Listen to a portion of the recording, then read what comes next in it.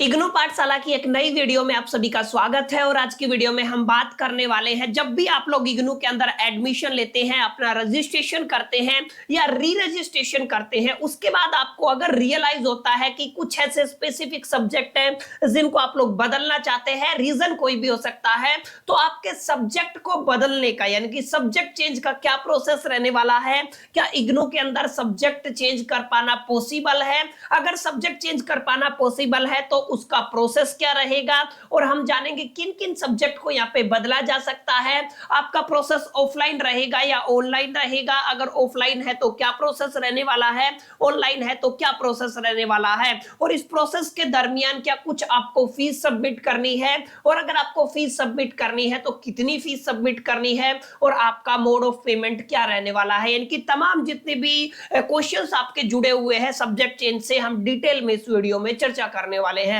तो without wasting time चलिए शुरू करते हैं। देखिए, कुछ बेसिक बातें हैं जिनका आप लोगों को जानना बड़ा जरूरी है कि जब आप लोग एडमिशन ले लेते हैं उस टाइम पे काफी बच्चों को ये रियलाइज होता है, सब्जेक्ट का पता नहीं होता, तो कहीं ना कहीं कुछ ऐसे सब्जेक्ट उनके पास होते हैं जिनको बदलवाना चाहते हैं, या फिर री रजिस्ट्रेशन के टाइम पे जब आप लोग सेकेंड ईयर में पहुंच जाते हैं तो आप लोगों को पता चलता है कि ये वाले कुछ ऐसे स्पेसिफिक सब्जेक्ट है जिनमें हम लोग पास नहीं हो पा रहे हैं, हमें इनको बदलवाना है। तो इग्नू के अंदर आपका सब्जेक्ट चेंज का क्या कोई कंडीशन है, क्या कोई प्रोसेस है? तो इसका आंसर है यस। आप लोग अपना सब्जेक्ट चेंज करा सकते हैं, आप अपने सब्जेक्ट्स को बदलवा सकते हैं, लेकिन आपको दो बातें समझनी जरूरी है।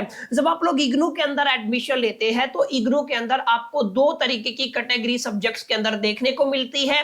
पहली कैटेगरी आपकी रहती है जिसको बोलते हो आप लोग कंपलसरी सब्जेक्ट, और दूसरी कैटेगरी आपकी रहती है जीई की, जिसको आप लोग बोलते हो जेनरिक इलेक्टिव सब्जेक्ट। तो आपको एक बात जरूर समझना माय डियर फ्रेंड्स, आप किसी भी कोर्स में हो, किसी भी प्रोग्राम में हो, आप चाहे बीएससी में हो, चाहे आप लोग बीएससी जी में हो या बीकॉम जी में हो, यानी कि आप लोग बीकॉम के अंदर हो, बीए के अंदर हो, बीएससी के अंदर हो, किसी भी प्रोग्राम के अंदर आपका एडमिशन हो, तो वहां पे जो आपके कंपलसरी सब्जेक्ट है उन कंपलसरी सब्जेक्ट को नहीं बदला जा सकता है किसी भी कीमत पे, लेकिन आप लोग अपने जेनरिक इलेक्टिव सब्जेक्ट को बदलवा सकते हैं। तो जितने भी बच्चे सब्जेक्ट चेंज करवाना चाहते हैं तो ये बात आप अपने दिमाग में डाल लीजिए कि आप केवल अपने जेनरिक इलेक्टिव सब्जेक्ट्स को ही बदलवा पाएंगे। अब काफी बच्चों के दिमाग में कंफ्यूजन आ रहा होगा कि सर हमें कैसे पता चलेगा कि हमारे जेनरिक इलेक्टिव सब्जेक्ट है ये वाले और ये वाले हमारे कंपलसरी सब्जेक्ट है। तो देखिए, जैसे ही आप लोग अपने स्टूडेंट डैशबोर्ड पे जाते हैं, अपनी डिटेल्स डाल करके लॉगिन करते हैं, तो वहां पे आपके सब्जेक्ट दिखाए जाते हैं, और सब्जेक्ट के बैकग्राउंड में एक स्पेसिफिक कलर दिया जाता है। आपको दो कलर देखने को मिलते हैं और नीचे लिखा रहता है ये वाला कलर आपका कंपलसरी सब्जेक्ट का है और ये वाला कलर आपका जेनरिक इलेक्टिव सब्जेक्ट का है। तो यानी कि मैंने क्या बताया, अगर आप लोग इग्नू के अंदर सब्जेक्ट चेंज कराना चाहते हैं तो जब भी आप लोग एडमिशन ले लेते हैं, रजिस्ट्रेशन करा लेते हैं और री रजिस्ट्रेशन कराते हैं, तो क्या सब्जेक्ट चेंज करा पाना पॉसिबल है?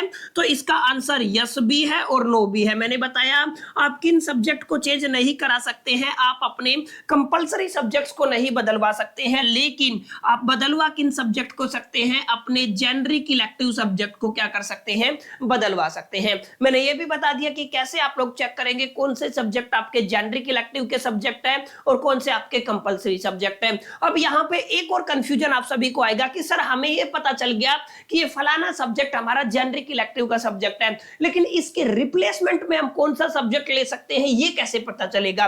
तो देखो, आपको पहले आइडेंटिफाई करना है आपका प्रोग्राम क्या है। जैसे कुछ बच्चे ऐसे होंगे जो बीएससी वाले होंगे, यानी कि बैचलर ऑफ आर्ट्स जर्नल वाले होंगे, तो आप जैसे ही इग्नू की वेबसाइट पे जाएंगे तो वहां पे आपको आपका प्रोग्राम गाइड प्रोवाइड किया जाता है। प्रोग्राम गाइड आपको डाउनलोड कर लेना है, और प्रोग्राम गाइड जब आप लोग डाउनलोड करेंगे तो वहां पे जेनरिक इलेक्टिव की आपको एक सब्जेक्ट लिस्ट दिखेगी, यानी कि जितने भी आपके सब्जेक्ट लिस्ट रहती है जेनरिक इलेक्टिव सब्जेक्ट की, वो वहां पे मिल जाएगी। तो आप लोग वहां से आइडेंटिफाई कर सकते हैं। जब आप लोग सब्जेक्ट के टाइटल को पढ़ते हैं तो आपको एक आइडिया लग जाता है कि ये वाला सब्जेक्ट किससे रिलेटेड रहने वाला है, तो वहां से आप लोग सब्जेक्ट चूज कर सकते हैं। तो ऐसे दो कंफ्यूजन क्लियर होगी कि आप लोगों का एडमिशन हो गया, री रजिस्ट्रेशन हुआ है या रजिस्ट्रेशन हुआ है, whatever the situation, compulsory subject को नहीं बदला जा सकता है, जेनरिक इलेक्टिव वाले सब्जेक्ट को बदला जा सकता है। कौन से सब्जेक्ट आप लोग ले सकते हैं इसका पता आपको प्रोग्राम गाइड के अंदर लगेगा। और कुछ बच्चों को अगर प्रोग्राम प्रोग्राम गाइड नहीं निकाल आता है, डायरेक्ट गूगल पे जाइए,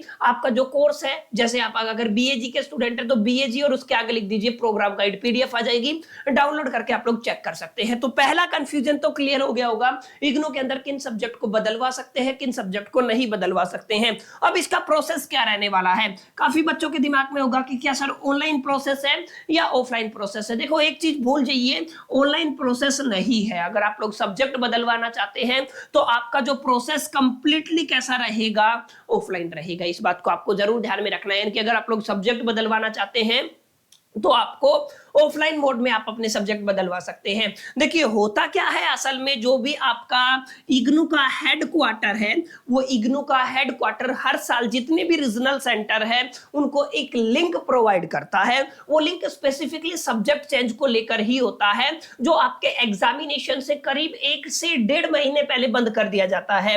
यानी कि अगर आप लोग सब्जेक्ट चेंज कराना चाहते हैं ना, तो आपके एग्जामिनेशन से 1-1.5 महीने पहले तक आप लोग सब्जेक्ट चेंज करा सकते हैं। लास्ट डेट की मैं बात कर रहा हूं, स्पेसिफिक डेडलाइन नहीं होती है, लेकिन एक आईडिया से आप लोग पिछले कुछ पैटर्न को 3-4 साल के पैटर्न को एनालिसिस करेंगे तो आप लोग पाएंगे कि आप लोग 1 से 1.5 महीने पहले तक आप लोग अपने सब्जेक्ट को बदलवा सकते हैं। तो हेडक्वार्टर की तरफ से जितने भी आपके रीजनल सेंटर्स होते हैं उन सभी को एक लिंक प्रोवाइड किया जाता है। उनके पास अथॉरिटी होती है, वो स्पेसिफिक एप्लीकेशन को अंडरस्टैंड करके, एलिजिबिलिटी क्राइटेरिया को अंडरस्टैंड करके आपके सब्जेक्ट को बदल सकते हैं। यानी कि ये ऑनलाइन मोड वाला प्रोसेस ये रीजनल सेंटर के लिए है, आप सभी के लिए नहीं है। आप लोग अगर अपना सब्जेक्ट चेंज कराना चाहते हैं तो आपको आपके रीजनल सेंटर विजिट करना पड़ेगा। जो भी आपका रीजनल सेंटर है आपको वहां जाना पड़ेगा, आपका आई कार्ड आपको चाहिएगा, आपका जो रजिस्ट्रेशन नंबर, इनरोलमेंट नंबर या control number, what ever you can say, वो सारी डिटेल आपके पास होनी चाहिए। आपका एक आई कार्ड आपके पास होना चाहिए। अब आपको समझना क्या है, जैसे आप लोग गूगल पे डालेंगे आप लोग की आप सब्जेक्ट चेंज की एप्लीकेशन चाहते हैं तो एक एप्लीकेशन आती है पीडीएफ फॉर्मेट में, उसको डाउनलोड कर लीजिएगा।